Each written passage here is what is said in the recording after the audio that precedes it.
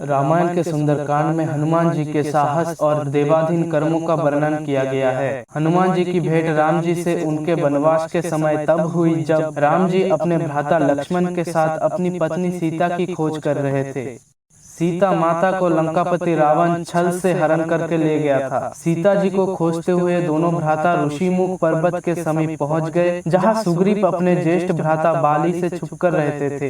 वानर राज बाली ने अपने छोटे भ्राता सुग्रीव को एक गंभीर मिथ्या बोध के चलते अपने साम्राज्य से बाहर निकाल दिया था और वो किसी भी तरह से सुग्रीव के तर्क को सुनने के लिए तैयार नहीं था। साथ ही बाली ने सुग्रीव की पत्नी को भी अपने पास बलपूर्वक रखा हुआ था। राम और लक्ष्मण को आता देख सुग्रीव ने हनुमान को उनका परिचय जानने के लिए भेजा। हनुमान एक ब्राह्मण के भेष में उनके समीप गए। हनुमान के मुख से प्रथम शब्द सुनते ही श्री राम ने लक्ष्मण से कहा कि कोई भी बिना वेद पुराण को जाने ऐसा नहीं बोल सकता जैसा इस ब्राह्मण ने बोला। राम जी को उस ब्राह्मण के मुख, नेत्र, माथा या अन्य किसी भी शारीरिक संरचना से कुछ भी मिथ्या प्रतीत नहीं हुआ। राम जी ने लक्ष्मण से कहा कि इस ब्राह्मण के मंत्र मुग्ध उच्चारण को सुन के तो शत्रु भी अस्त्रों का त्याग कर देगा।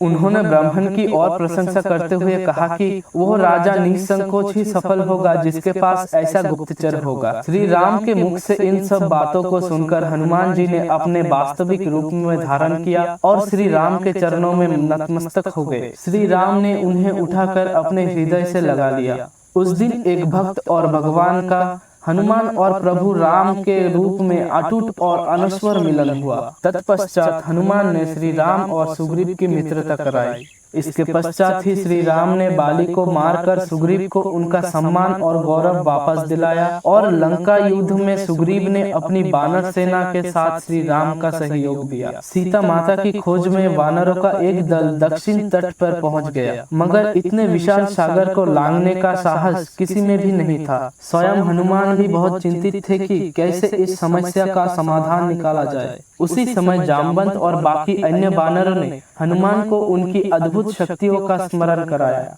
अपनी शक्तियों का स्मरण होते ही हनुमान ने अपना रूप विस्तार किया और पवन वेग से सागर को उड़ के पार करने लगे। रास्ते में उन्हें एक पर्वत मिला और उसने हनुमान से कहा कि उनके पिता का उसके ऊपर ऋण है। साथ ही उस पर्वत ने हनुमान से थोड़ा विश्राम करने के का भी आग्रह किया, मगर हनुमान ने किंचित मात्रा भी समय व्यर्थ न करते हुए पर्वतराज को धन्यवाद किया और आगे बढ़ चले। आगे चलकर उन्हें एक राक्षसी मिली जिसने कि उन्हें अपनी मुख में घुसने की चेतावनी दी। परिणाम स्वरूप हनुमान ने उस राक्षसी की चुनौती को स्वीकार किया और बड़ी ही चतुराई से अति लघु रूप धारण करके राक्षसी की मुख में प्रवेश करके बाहर आ गए। अंत में उस राक्षसी ने संकोच पूर्वक यह स्वीकार किया कि वह उनकी बुद्धिमत्ता की परीक्षा ले रही थी। आखिरकार हनुमान सागर पार करके लंका पहुँचे और लंका की शोभा और सुंदरता को देखकर आश्चर्यचकित रह गए और उनके मन में इस बात का दुख भी हुआ कि यदि रावण नहीं माना तो इतनी सुंदर लंका का सर्वनाश हो जाएगा। तत्पश्चात हनुमान ने अशोक वाटिका वन में सीता जी को देखा। माता सीता के चरणों में गिरकर उन्हें श्री राम जी की अंगूठी देकर अपने परिचय दिया। हनुमान ने माता सीता को वापस प्रभु श्री राम के पास साथ चलने का आग्रह भी किया, मगर माता सीता ने यह कहकर अस्वीकार किया कि ऐसा होने पर श्री राम के पुरुषार्थ को ठेस पहुंचेगी। हनुमान ने माता सीता को प्रभु श्री राम के संदेश का ऐसा वर्णन किया जैसे कोई महान ज्ञानी लोगों को ईश्वर की महानता के बारे में बताता है। माता सीता से मिलने के पश्चात हनुमान प्रतिशोध लेने के लिए लंका को तहस नहस करने लगे। उनको बंदी बनाने के लिए रावण पुत्र मेघनाद ने ब्रह्मास्त्र का प्रयोग किया।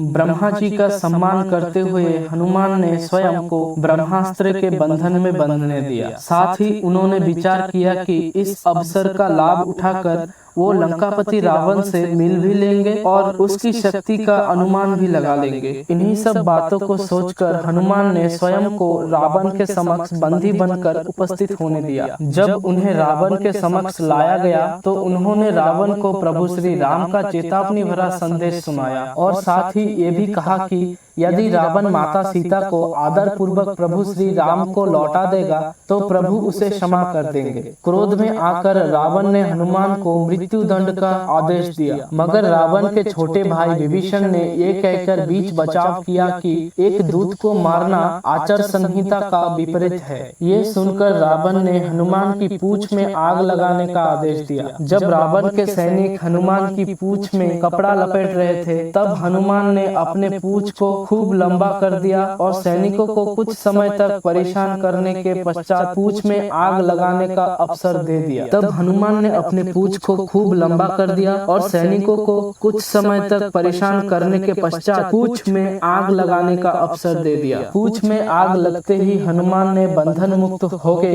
लंका को जलाना शुरू कर दिया और अंत में पूंछ में लगी आग को समुद्र में बुझाकर वापस श्री राम के पास आ गए। लंका युद्ध में जब लक्ष्मण को मेघनाद ने छल से मूर्छित कर दिया, तब हनुमान जी को ही द्रोणगिरि पर्वत से संजीवनी बूटी लाने भेजा गया, मगर वो बूटी को भली भांति पहचान नहीं पाए और पुनः अपने पराक्रम का परिचय देते हुए वो पूरा द्रोणगिरि पर्वत ही रणभूमि में उठा लाए और परिणाम स्वरूप लक्ष्मण के प्राण की रक्षा की। भावुक होकर श्री राम ने हनुमान को हृदय से लगा लिया और बोले कि हनुमान, तुम मुझे भ्राता भरत के भांति प्रिय हो।